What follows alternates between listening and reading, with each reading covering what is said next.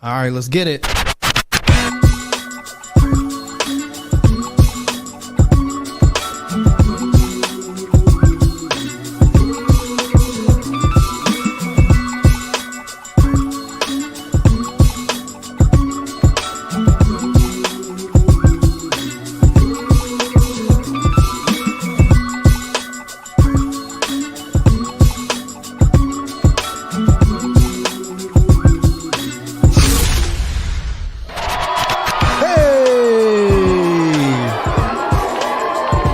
Welcome. We are back to This Week in White Supremacy. We have a very, very special episode.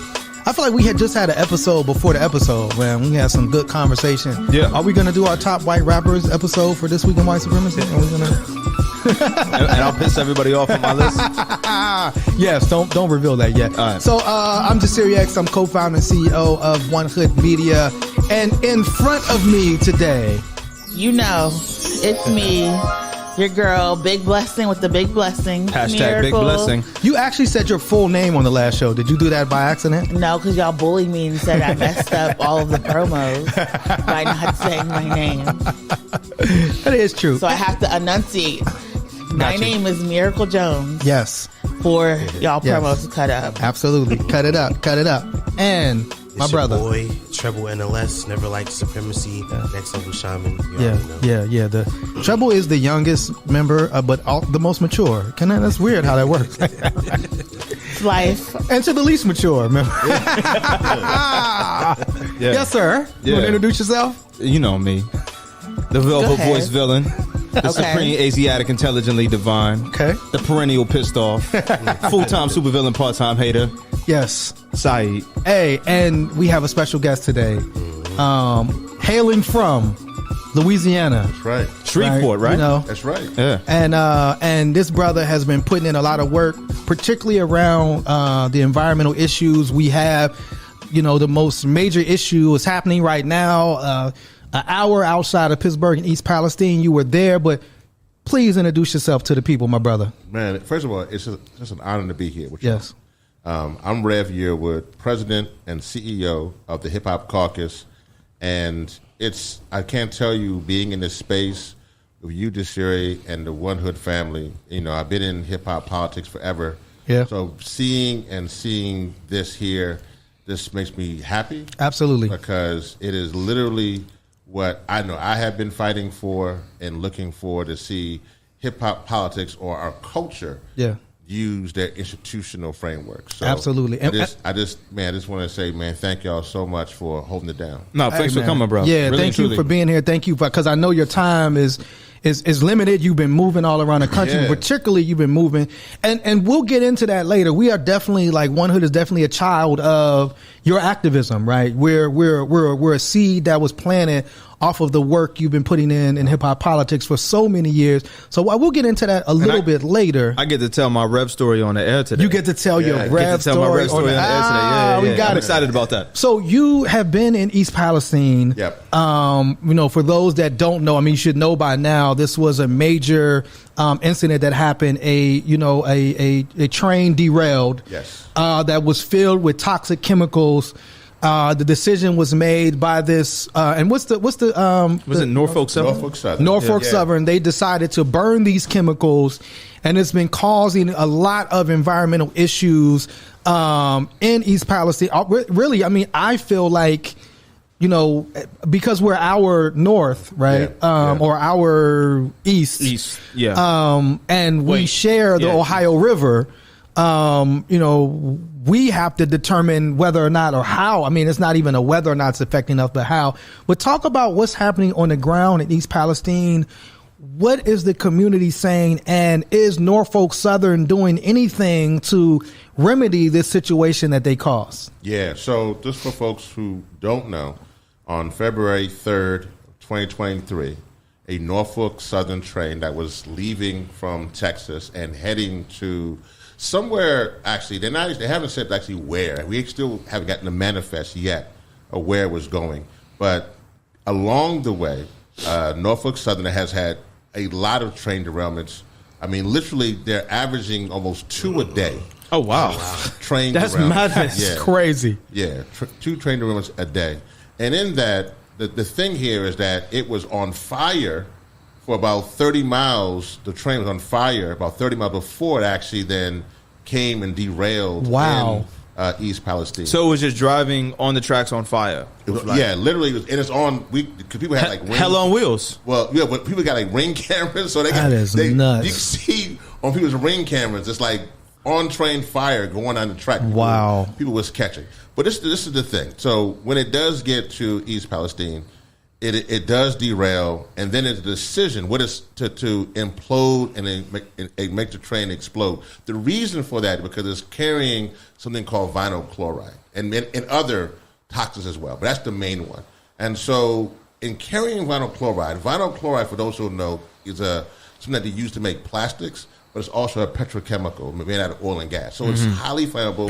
If it gets into the ground, it can move around the ground very easy, go into your water supply. I mentioned the Ohio River. Right. And so in that, they had to explode that. It literally creates the largest environmental disaster that we have ever known in this country. Wow. And the thing here is that the people who are living there, not just the people in East Palestine, but in your community, you're literally at risk, because the thing here with vinyl chloride is that it can create cancer-causing problems. Right. I'll give you an example. There was a lady who was there who said that she was evacuated and with her cat, she came back with her cat. Her cat had like a golf ball type lump on its belly, and then about a week later, the cat had like a softball sized lump. When I went there, at town hall with Aaron Brockovich, in that town hall, yes, the cat died. They've had over 50,000 animals, including just literally hundreds of fish, that have risen, that have died in this community. All a result of what's happening with the That's train madness. Wow. So the thing here that something within a month, if things are just dying, in a month, then we got to make sure and speak up. So I saw pictures of like deer deer dying fish by the side because they're going to drink this water. Right. Yeah. So the question for us, and so this is where we come in at Hip Hop Caucus. Hip Hop Caucus made a decision, so you kind of hit it. We made a decision. We were working on democracy a lot when we first got started, and also other issues regarding criminal justice. We knew, and this is for me being from Louisiana, having gone through Hurricane Katrina, and seeing what happened to my family and friends. We knew that it was critical for us to speak up. And to be honest, what we saw with the climate movement, that it was predominantly a white movement. It was predominantly like a Birkenstock kind of Ben and Jerry's type movement. And so we got involved, and it was important for us to get involved because we felt that when we saw, this is no shade to black people who are in the environmental movement, they're doing amazing work. But what we saw was that the black people who were in the environmental movement were still working their ways through white supremacy, talking about how to do environmentalism. And so they're, in the words of Tony K. Bombard, their imagination had been colonized. And so they had been in a position where they wasn't thinking about this like, we are the ones who are first and worst impacted. And so we got involved back then. We've been involved in this work for literally now going on, literally now 18 years since Hurricane Katrina. And so with that, we wanted to be here as well because people said, well, East Palestine, mostly white people. And we were like, nah, because we got to show up, because we know that if we don't show up, they may actually be okay or not okay. But we also know there are black communities around who won't be okay. Right. And so we got to be there. And if people say, well, you making it bad for Democrats or Republicans because, at this time, President Biden hasn't showed up, that ain't my concern. True. Right? I'm not, we have to be for our people. It's not about being, for this group or that group. We have to be for our people first. Right. Our only concern is for the safety and the welfare and liberation of our community. And that's why we got to stand up. So we're there in those communities, but we're having ironically, we're there having conversations with folks who are black and white and brown and yellow, white, young, old, theist, atheist, straight, gay. We're having conversations with everybody because when you show up in that regard, people want to be together. And so that's where we are now in East Palestine and throughout. And most importantly, the petrochemical issue, which is happening there, which is key, happens in my community in Louisiana, Canton Valley, and throughout Houston, Texas. And there's a want to build out the expansion. So not only are they hauling petrochemicals throughout our, and I want to say this to y'all. When I came here, y'all, I actually saw a train, Norfolk Southern, that was carrying, that's the same kind of canisters, going through here in Pittsburgh. Yeah. And so I got to tell y'all, I was sitting there thinking, yo, that could have been y'all. Could have been us. Right, yeah. It's not like for facts. And I would have been like, I don't really know the people before. I know a lot of people now in East Palestine, but I know y'all. You know what I'm saying? Yeah. And if I had watching the news and seen that little Hiroshima cloud, I'd say my family out there is breathing in. And so this is why this is our issue. Yeah. Right? And why it can happen and why we got to speak up. So we are speaking up because, one, what they were hauling was petrochemicals. That's got to stop. We want to stop the expansion of petrochemicals, period. They want to build another 120 facilities across the country. They want to build some here, again, right here in Pennsylvania and throughout the Ohio River Valley. And so we're fighting to stop that. And we're going to do what we can do. So I did want to touch on a couple of things that you said. One, full transparency. You know, when you first started to do climate, I was a detractor. I at the time, as kind of a hip hop activist, was like, climate, man, I ain't worried about no climate, man. We got, we in the hood, we dealing with police brutality, we dealing with those things. And it wasn't until Flint that it kind of like registered to me, and I think after Flint, that's when I came up to you and was like, yo, my bad, bro. I didn't see the vision. We did, what I'm saying? We did a climate album that we wanted you on. Yes. And you wouldn't take my phone call. We was calling you up. You know what I'm saying? Shout out to my brother Malik Youssef. You know what I'm saying? Because he called me. I said, shout out to Dewan Cross. Shout out to Common.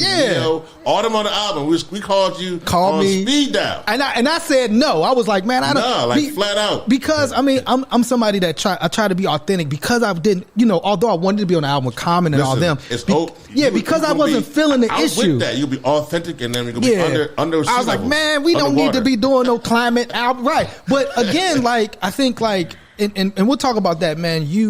I think one of the things that has made you so successful and put you in where you are is because you've had this foresight, right? Because I think now, just like you said, in Pittsburgh, we have some of the worst air quality in the United States. It still has a rating of F. Right, 100%. It's below, or it's we're worse than LA. We're worse than most metropolitan areas in the country. And sometimes you'll go on your little Apple and it'll be like, "Yo, the air is really bad today. Yeah. Don't go outside." So, like I said, schools are closed for air quality, not snow. They will y'all push little out there in snow, right? But then, and also, right after what happened in East Palestine. Yeah. We had a 2-week boil advisory for the water here. So I think we didn't know that. But talk about you mentioned. Well, this photo before you talk about when you hold on, you can't because that was important. Yes. No. So let me say this to you. I understand. Yeah. Because part of my job is to talk to artists. Absolutely. To get them involved with campaigns, and so. And it's important that artists sometimes don't understand. It takes listening. I've talked to artists on different levels for different issues. Yes. Talk to you, to get you, and you've done for folks listening. Please, I've gone to the series for many other campaigns. We've rocked out, and so this ain't from election protection to you name it to obviously criminal justice reform. Absolutely, we rocked out. So this is going to the series for that. But I've also gone to other artists and had that same conversation. Yeah. So my history of that has not been easy. I mean, when I went to TI to get involved with voting. I mean, Absolutely. TI actually was, when I went to TI, I mean, I called up TI and said, I want you to do this voting campaign. He was actually like, Rev, I'm on house arrest. True, I remember that. Yeah. I'm going to go out there and get the vote out. I can't leave my house. I said, well, we'll figure that part out. Absolutely. And we did. Absolutely. We actually figured it out.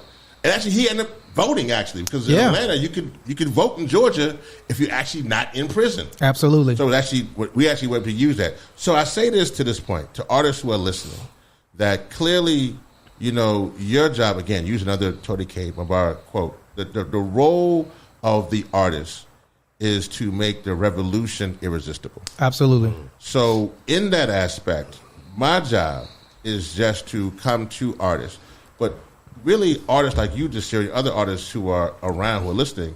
The goal for me is to not just make you to use it as an artist, but as an activist. So Absolutely. you become the ultimate activist, Yeah. right? And so in that process, I understand there's an evolution to that. Yeah.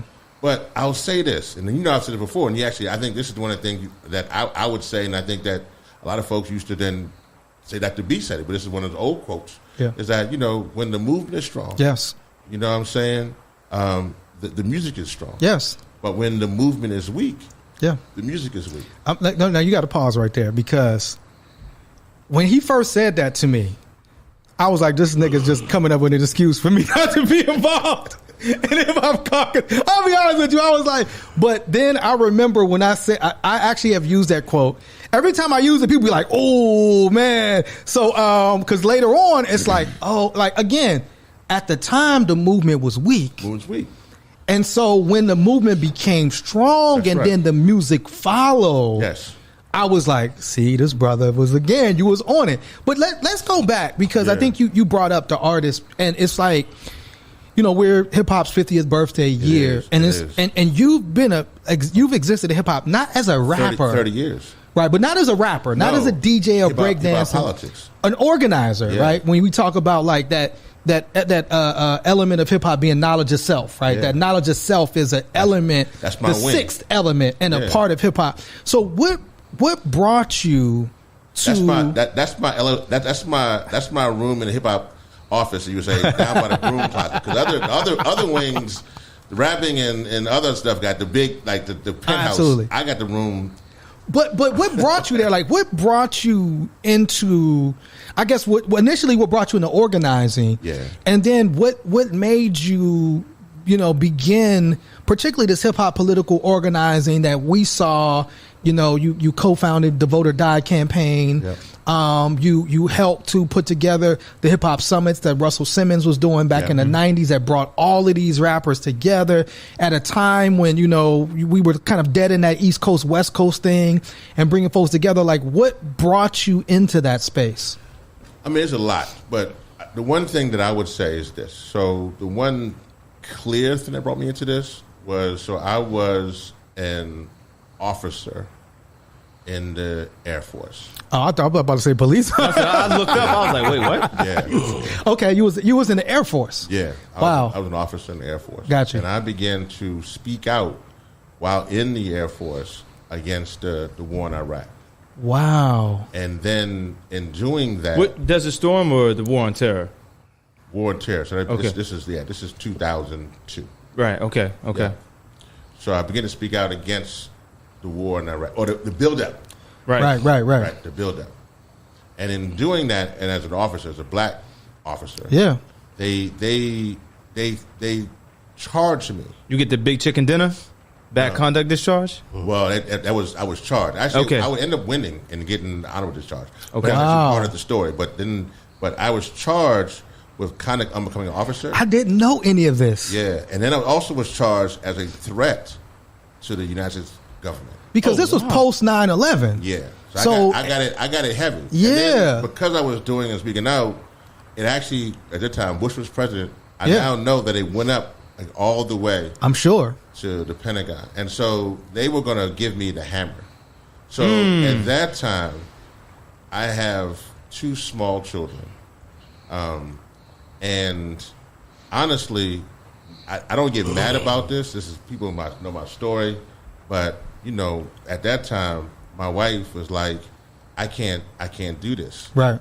And she was like, I'm out. Yeah. And I was like, okay, well, you out. I mean, because she thought I was going to be like, I guess some bougie, not some preacher, what they, whatever. But I was an activist, so she was like, I didn't sign up for the activist role. So then when I was doing that, I thought she left. she said, well, you got to take care of these 2 kids. So that was me and 2 small children. Wow. And so in that process, here I am doing this work, and I'm thinking I'm actually getting ready to go to prison. I'm thinking I'm going to lose my case. I'm getting my mom ready. You were looking at time. Yeah, I was going to go to Leavenworth. I was going to prison. Court martial. Yeah, I was going to get court martial. So I think I'm going to do that. So at that time, I'm preparing my family to take care of these 2 little boys, and I'm preparing to go to prison. And then at the time, I figured, well, if I'm going to go swinging. So now I'm going to every single protest. And so I'm going to every single protest that there is. I'm there. And I'm speaking out. And even when I went to the protest, I went to a protest, and this is actually one of the first YouTube video moments. I go to a protest in Capitol Hill, right? General Petraeus is speaking. They know I'm coming. And literally, they know I'm coming, and you can see it. It's still there. Actually, it's one of those first police beatings. And the police saw me. I get pulled out of line, and they beat me up. Wow. And so this is one of the first ever. This is actually even before folks were. This is like this is there. And so YouTube. This now was emerging, and I'm one of the first videos. It's still there on YouTube. Folks want to check it out. Wow. But I'm beaten. They break my leg. So I still got a limp to this day. And they break my leg. They beat me there in the hallways of the Congress. And I keep going. And I'm like, all right, well, we're just going to keep fighting. Because I'm determined, my spirit is determined that I know that if they are successful, which now looking back on it, 1 million people of color will be dead. And so I know that when I go, and we all got to go at some point in time, I don't want to go and show up and see those 1 million people who were killed, and they say, you said nothing. True. You ain't say nothing. True. So that's that story. So then in doing that, when I'm going to these rallies, these peace rallies, I'm like, but it's all white people. So then Dr. Ben Chavez calls me, Dr. Ben Chavez, and he's like, I would love for you to be the grassroots coordinator for the Hip Hop Summer Action Network. Oh, wow. And I'm like, well, cool, I'm with that. And at that time, when I would go to, LL would show up and others would be at these events, I'm just amazed at the audience. People are showing up. Absolutely. They showing up. So then I'm thinking okay, and I'm thinking at that point in time, we have a segregated, siloed progressive movement. True. Meaning that if you go to the Police Brutality rally, it's all black. You go to the gay rally, it's all gay. You go to the women's rally, mostly all women. You go to, go to the climate or peace rally, it's all white. And I say it's the same folks though. Like their evil is intersectional. Like they okay with funding the same people about Norfolk Southern. Norfolk Southern is doing a climate disaster, but they're also funding Cop City in Atlanta. True. So they're okay with their evil being intersectional.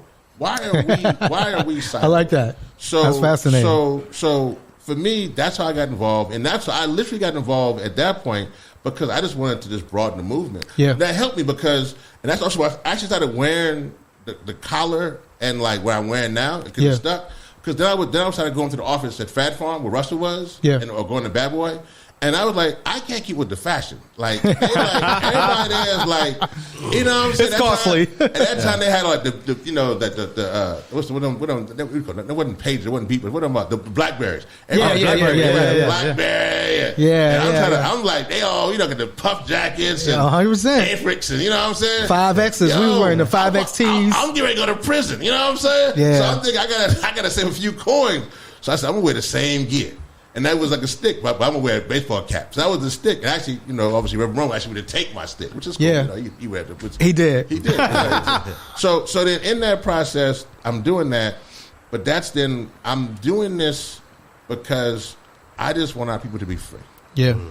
And that's I'm here now. To me, the Almighty works in mysterious ways that now I would have never envisioned. I probably should have. I never would have envisioned the Hip Hop Caucus. Or One Hood, or other than Smart came to me, they said it was some Colored Chains came to me, thank me. Yeah. Or Broccoli City Fest came to me, thank me. All these things that come to me and say, man, because of you, I never would have thought that. But I will tell young activists now that if you using this moment for a platform, you're going to get some shout out, but you ain't going to get the liberation for your people. Right, 100%. But if you really to sacrifice and be like, it's more important for my people to be free. Yeah. A Fannie Lou Hamer, Harriet Tubman type mentality, Ella Baker type of just resistance. If you come with that spirit, then you're going to be giving gifts. Absolutely. That I think is weird. So now, so I say that, I never would have thought of, I've met everybody in hip hop. Like, there's nobody you can go around, from Jay-Z to Beyonce to Rihanna, and be like, I know Rev Yearwood. They be like, I know Rev Yearwood too. Like, that's not how I started out, literally just wanting my people to be free. And so now here we are. And you're not like selfies with everybody. I mean, you're very much, man, an institution builder. Yeah. And I think that work is why, like you said, Hip Hop Caucus now is, 40 employees deep. You're all over the country. You have offices in DC and LA. Because I think, like you said, you're not.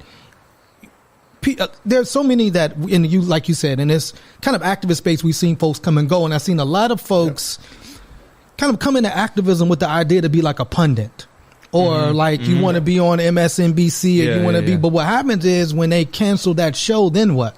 Right? Yeah. If they give you that platform, they can take that platform away.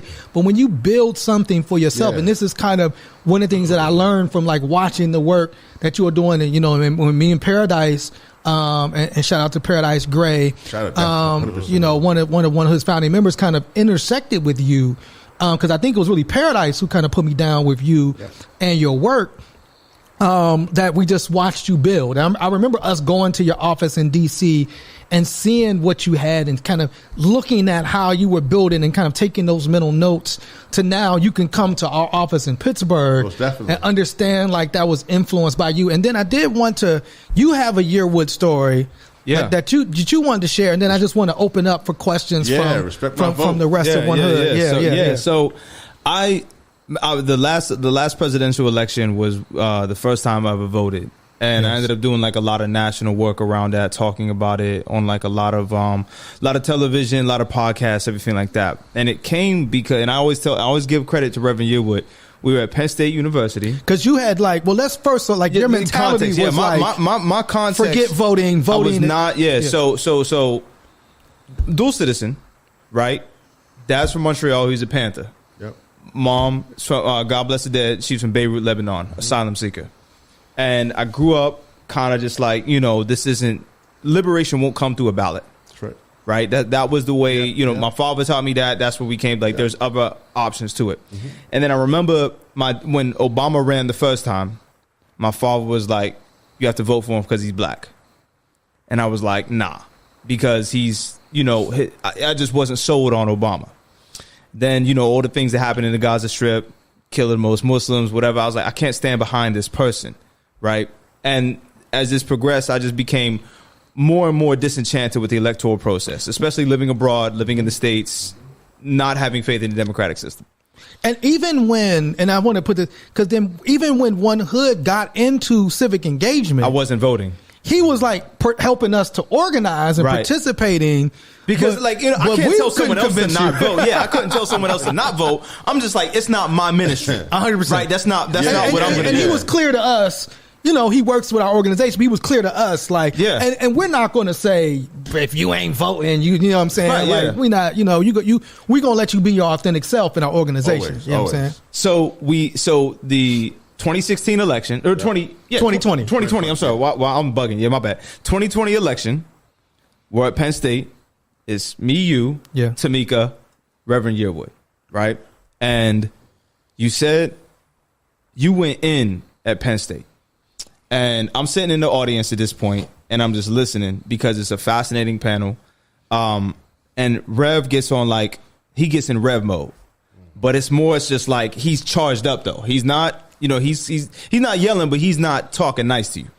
And he's saying that I'm going to paraphrase. Yeah. I'm going to paraphrase. He says, this election is a battle. And whatever ammunition you have to use because our lives are literally at stake. And you spoke so poetically and talked about the vote being ammunition in a battle. That's right. And you spoke about a way of what was later to come, the dog whistle tactics that Trump was using around white supremacy, organizing these white supremacists, violent white supremacists, and how this would play out for black people. And I started using your language like, you're going to elect somebody that's going to harm your neighbor. That's right. And this is verbiage I used from you, and I always credited you for it. And then after probably about 10 minutes of you saying your thing, I was like, yo, I got to vote this election. Oh, man. I was like, I have, like, you know what I mean? Even if the desired outcome doesn't occur, I'm a fighter. Yeah. Been doing martial arts for 31 years, right? 16-0, undefeated amateur champion in Canada. I'm not going to not throw a punch. You're not going to back me down. You're not going to walk me down without at least knowing you got punched. That's right. And I'm like, yo, I can't in good conscience sit this shit out knowing what's at stake. Yeah. And then seeing what happened with the tiki torches and then ultimately January 6th. Yeah. All of that came from the election because the Republicans didn't get the desired result. Yeah. Because the Democrats, quote unquote, won.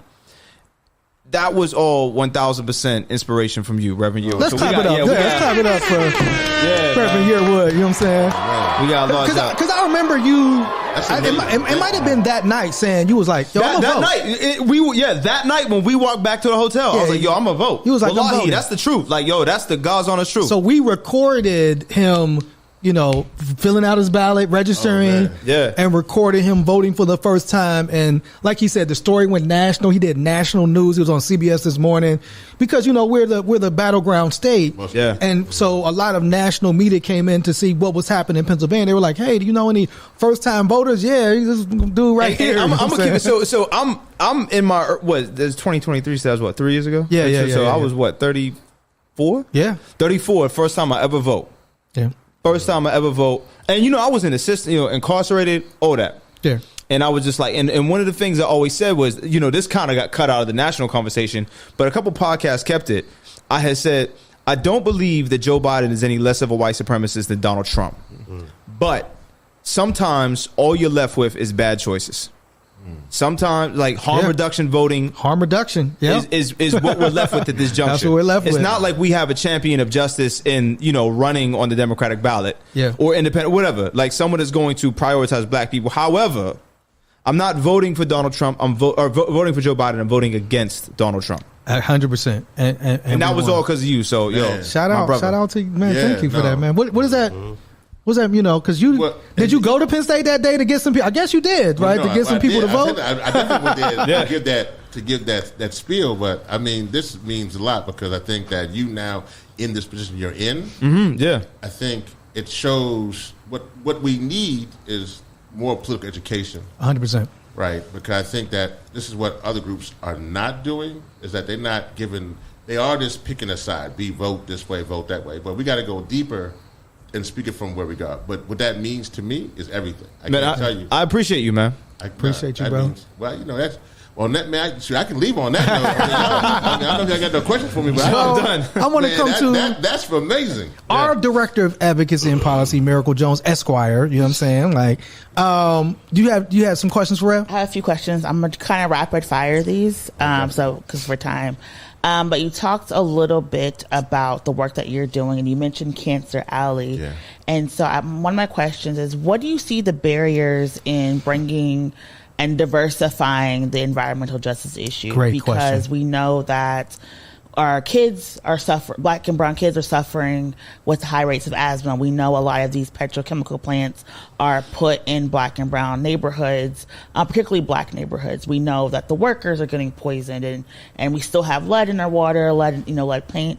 What do you see as the barriers? Because we are really impacted, and people as the global majority, whether it's people in the struggle in Hawaii, all over. So how do you remove white supremacy out of the environmental justice space, I guess, would be the question.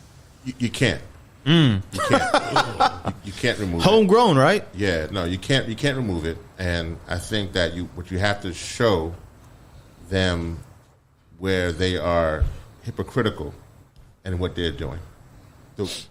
we make sure, this is very important, those who have been deemed in these communities sacrifice zones, let's be very clear.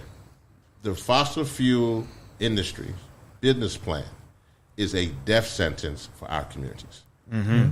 They build petrochemical plants right next to the hood in the South all the time. Their business plan, when they're writing out in tables like this, they are literally putting down the fact that our community, our mamas, our daddies are expendable.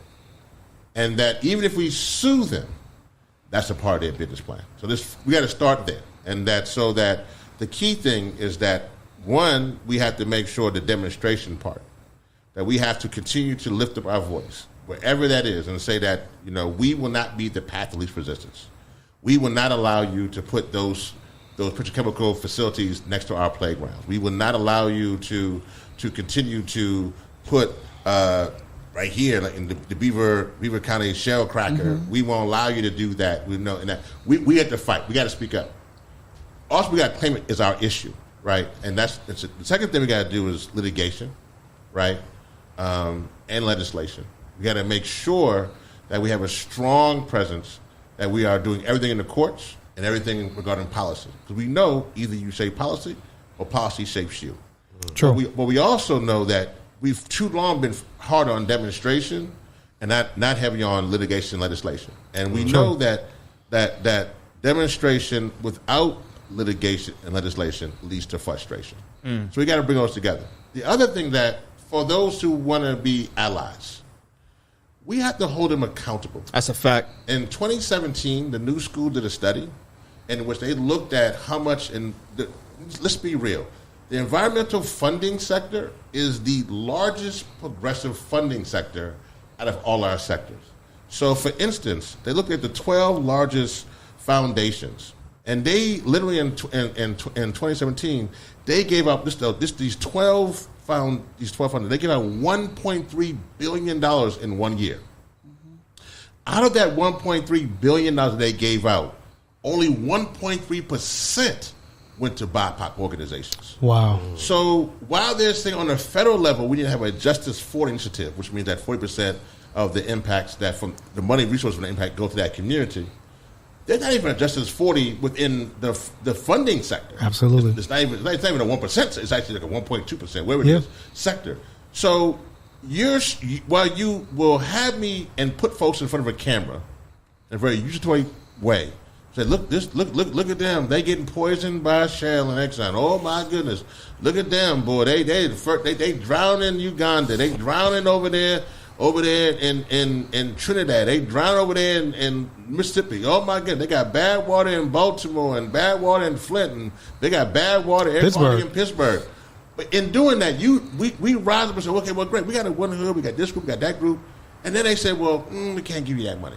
We're going to give it to these large green. That has to change. Right. That's white supremacy. True. Mm-hmm. So we have to, listen. I will never forget when I went to New York to speak, and it was in the place where Sean Bell was killed and murdered. I went there to speak, and I was there. I got finished speaking. A young brother came to me, could be no more than 12, 13 years old. And he came to me, he said, man, Rev, I wish there was more environmentalists who look like you. And at first I was like, okay, that's kind of cool. So maybe it might be, the cool Nikes or the hat. I'm not sure, what I'm saying, whatever it might be. You know what I mean? But this is what he said afterwards. This was what got me. Because sometimes we forget that there is what we call GATA, genius outside the academy. That our community, our young people are genius. And so he set me up. I didn't even know where he was coming. The young brother set me up. He got me.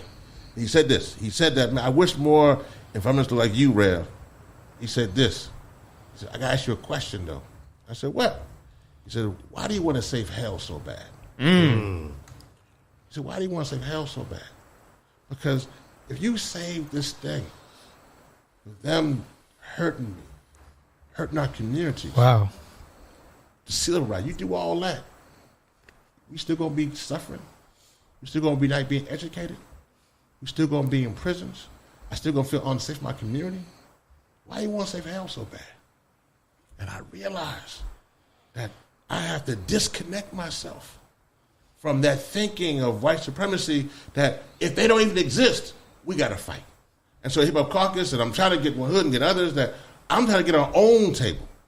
We got folks who I know are working within our civil rights division. We got amazing executive vice president Tanya Clayhouse, who runs that division, who was coming in there saying that we have to bring in more civil rights and human rights into this because climate justice is racial justice. Yes. And racial justice is climate justice. So that would be the answer to your question. Okay. Wow, powerful. And, you mentioned political education. My favorite clip of Chairman Fred Hampton is talking about the importance of education so that we're not replicating the systems of oppression.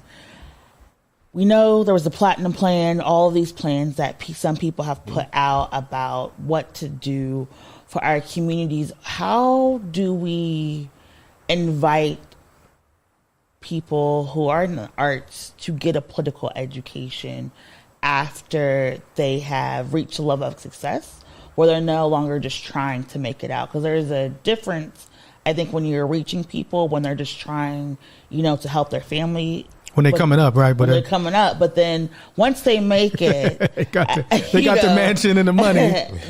There's a bit of a struggle. So what does that political education process look like?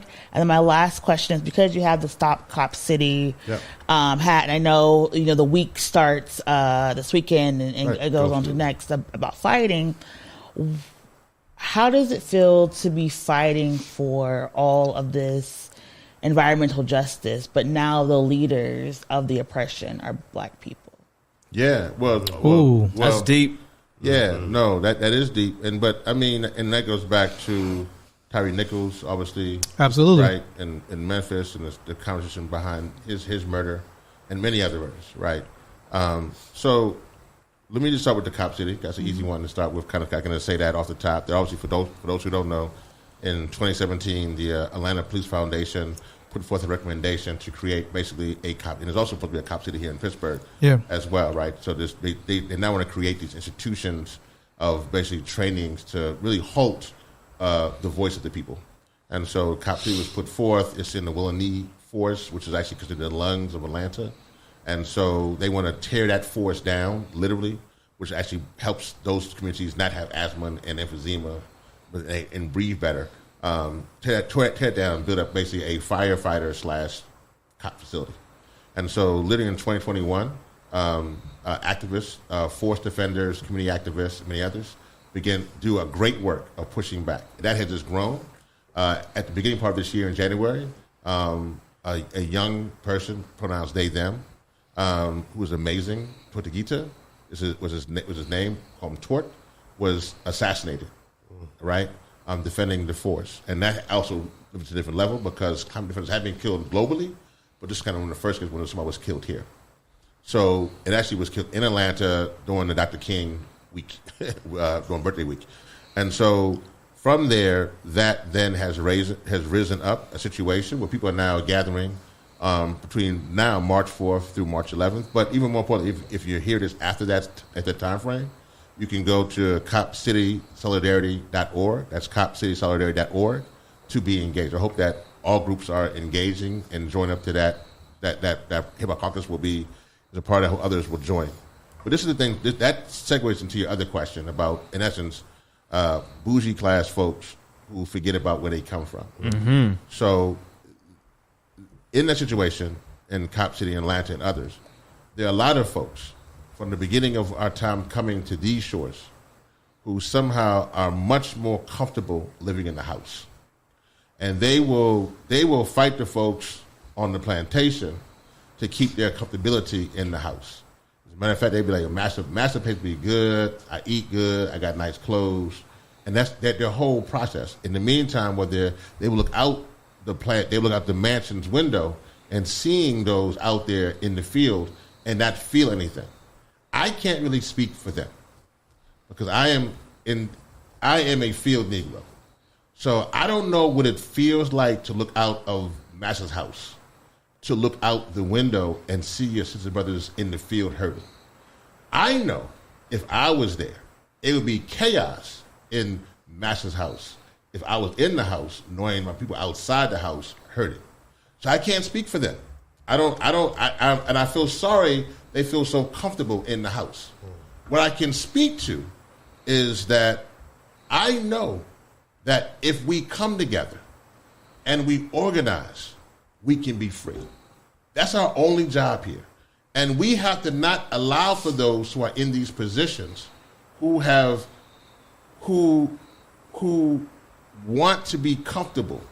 And that's hard too, because when you go to these, listen, I speak around the country, when you go to colleges, it's hard because you go to schools, I went to HBCU, that's my shout out for HBCUs. Yeah. But when you go to other schools, it's hard to be on these campuses and be the only black person and go through, and then you feel that weight, and, to kind of acquiesce or kind of just, be part of the system.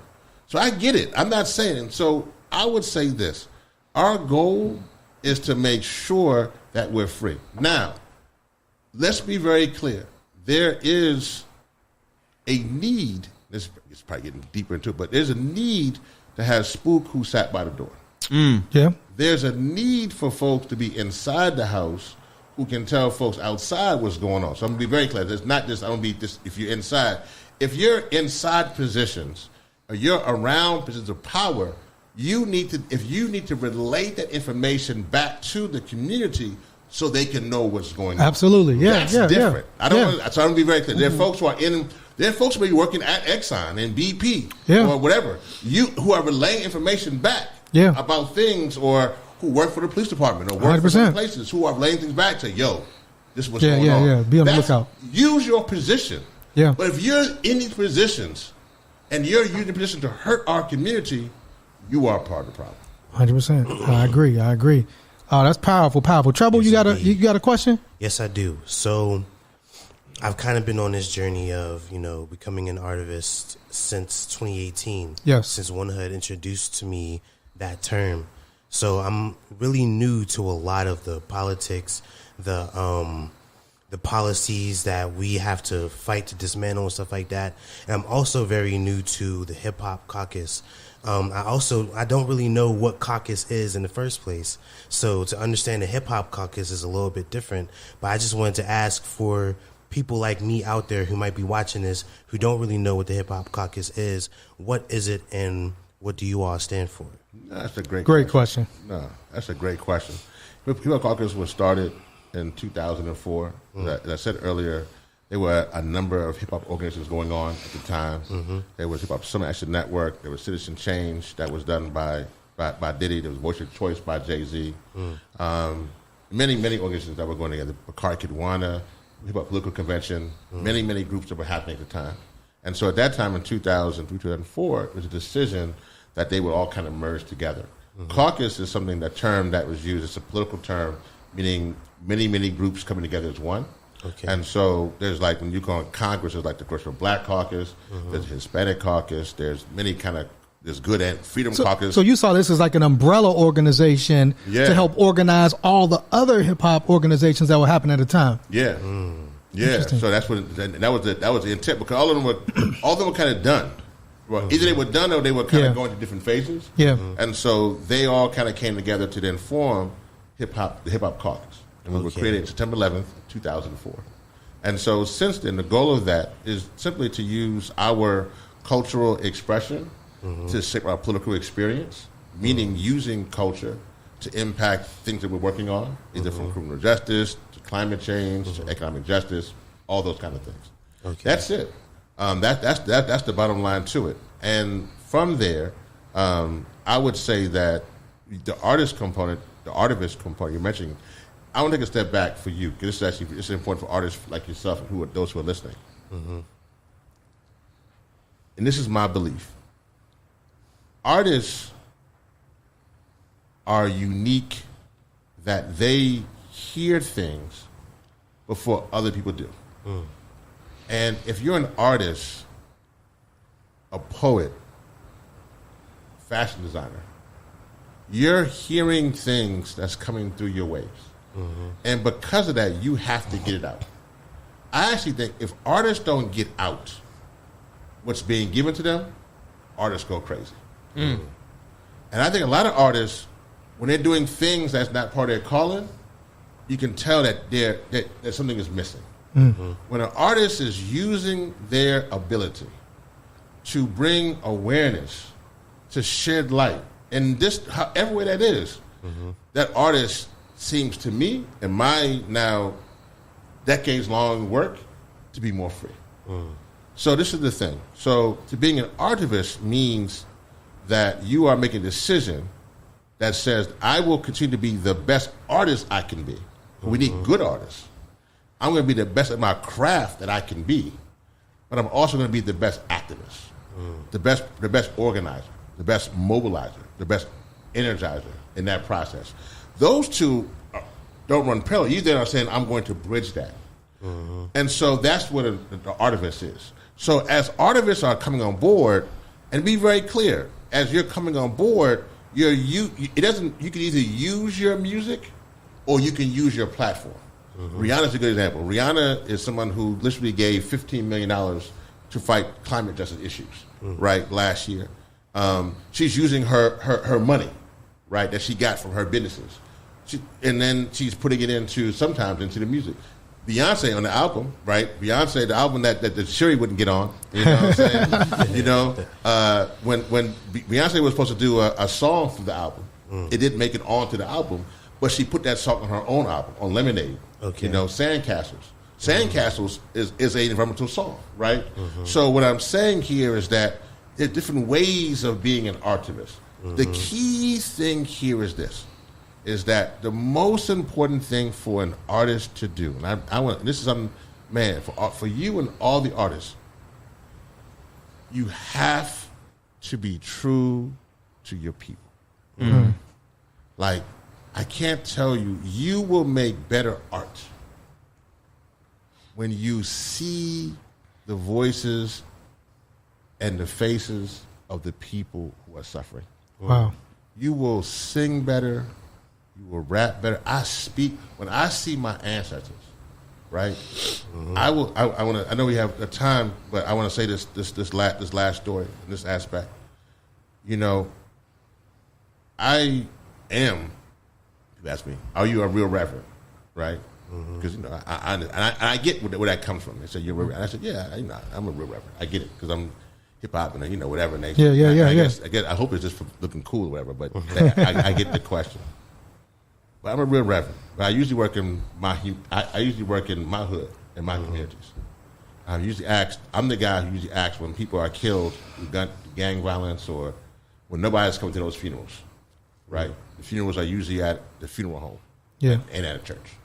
I'm asked a lot of times to do those funerals. I'll never will forget the funeral that I had to do because one thing that I know, back to the question earlier, Miracle, was that 68% of black people live within 30 miles of a coal-fired power plant, getting asthma and emphysema. Wow. So I had to do a funeral one time for a little girl who was like, I think, one of 10.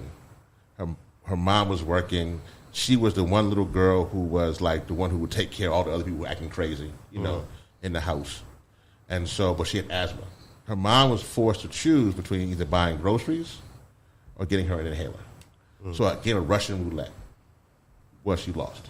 She came home, and she found her daughter, the good one, who ironed the clothes, get the kids to school, in the living room floor with the inhaler where she couldn't reach it.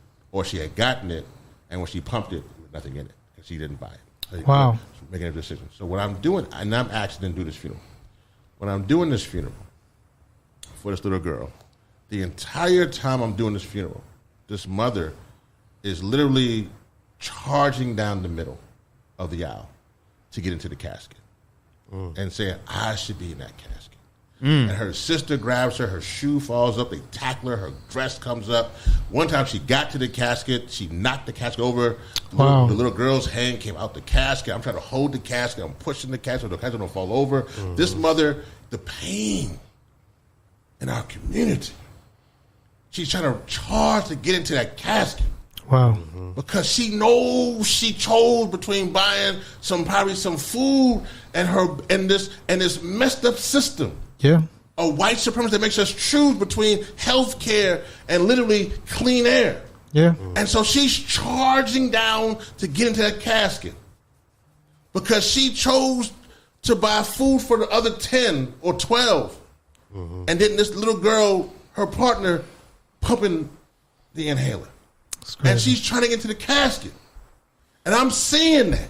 And I know that the reason why we're going through all this is because a bunch of people are sitting in boardrooms, making decisions, looking at our community, and saying that mama, those children, that little girl are expendable. They are sacrifice zones. And so while we're now going through this, that sticks with me. I never will forget that. And I hope that I've given you that same vision. You can feel that mama. Yeah. And so I'm not an artist, but I can just say and use my voice to speak what I saw. Yeah. But you as an artist can now take that story and other stories and the story of voting for the first time or the stories of other things and put it into lyrics and poetry like I could never do. That people can listen to that and hear that and somehow in this weird way have hope from that. Yeah. That we as black people and brown people and indigenous people can somehow, despite those horrible situations they put us through and keep putting us through, and despite that, we still rise. Come on, brother. We still rise despite all that they do to us. Yes. And derail and no brakes on trains and put pollutions. We still rise. In case anybody was wondering, this is the rev that made me vote. This is a come on, Reverend. That's the rev that made me vote right there. That's the art. And and that's what I'm saying. If you do that, and I do my part, then nothing gonna stop us. Come on, brother. That's what I'm saying. But if you out there, you say, I gotta make some money, I'm gonna go ahead and talk about shaking this tush, and we gonna do this.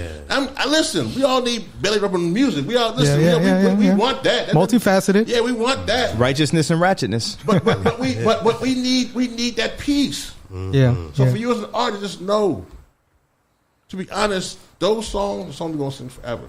Yeah. When you gone from here, we're gonna sing those songs. Forever. We can't bring that girl back.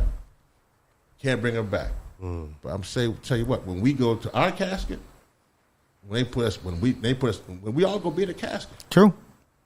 When they put us in our casket, put us in there with our fist up. Come on, brother. Put us in there with our fist across our chest. Yes. Because they're gonna know that black person in that casket gave us hell.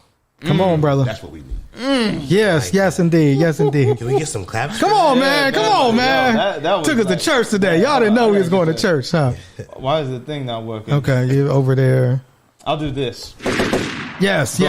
Give it a gunshot. So, we do as we close out. We have a segment, Rev, called White Pages. Okay. Right, where we encourage our audience to like read something. Is there a book that you would recommend kind of around these issues that if folks were interested, like Trouble said, that will be a good one for them to read to kind of get familiar with this? I'm gonna give it an author. I can't remember. I just title of the book escapes me. It's Energy and Poverty. I'm pretty sure the name, but Shalonda Baker. Okay. Shalonda Baker, who is actually now at the Department of Energy.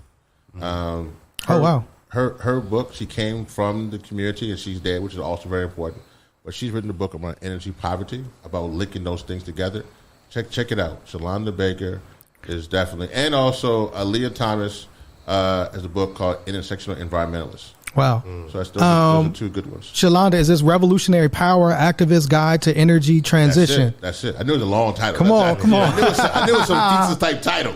And she's the current director of the Office of Economic Impact and Diversity at the U.S. Department of Energy. Absolutely, read that. That would be her breakdown is amazing. And then Leah Thomas, intersectional environmentalist. Absolutely, is young. I think maybe Leah's like 23, 24. But wow, powerful. Greengirlleah.com. Yep, cool. That's the website. So y'all got y'all moving papers. Any final words? Yes. Because you dropped a couple of Tony K. Bombard quotes at the beginning. Yeah. I'm actually really good friends with her granddaughter, Zoe Bombard. Amazing. Yeah, and wow. They're actually fundraising for the Tony K. Bombard Community Arts Center down in Atlanta right now. You can donate to the center through GoFundMe. You can also purchase their merchandise from bonfire.com. They have a storefront called Tony Cade Bombara Community Arts Center, the official merch store. You can go there, cop some dope merch. They have a few colorways, a few hoodies. They have sweatshirts, they have t-shirts, all of that good stuff. Can you send us that link in our One Hood group chat? Yes, I can. Absolutely. No, look at how small the world is. Ain't that something? That's Ain't that amazing. something? Miracle? And so our final is our last questions, our wrap-up questions? No, we're at the hour mark. Yeah. So we're beyond questions. What brings you joy? Oh, what brings you joy? That's a good question. My 2 boys. Those same 2 boys. Yeah. Oh, also, in that story, y'all, I didn't go to prison. The movement gave me some amazing lawyers. Come on. Shout out to the Attorney Guild and many others who are the great movement lawyers. And so those 2 boys are now in college. Wow. One plays ice hockey. Wow. Oh, dope. Yeah, Very really dope. good in ice hockey. But watching them grow and watching them be just amazing people brings me just so much joy. Absolutely. Thank you for that question. Thank you for that, Miracle. Great way to end. Final words, Frug. It was a great show. Yeah. I'm hungry. Show. Well, I mean, I just want to say, man, again, like, thank you for coming through for the second time, making time for us on the trip, sharing your story, man. I didn't know that, man. I didn't know your background, man, but it makes sense, right? Because you are a fighter, brother. That's one thing you've been doing in this work is fighting and fighting for our people, man. And so, keep doing the work that you're doing. Thank you all. We appreciate you because you are in the vanguard position for our community. So I feel like, I might not be as versed on the environmental issues, but if you're there, if Hip Hop Caucus is there, I feel I'm represented. And my community is represented and what we believe and what we think are represented. So thank you for making that trip to East Palestine and for the continued work you're doing around these issues. And if any way we as One Hood can help, we down. But we already had that conversation, so we're gonna keep building on that. Thank you. So you have listened to a very special episode of This Week in White Supremacy. We'll catch y'all next time. Peace. One Hood, y'all.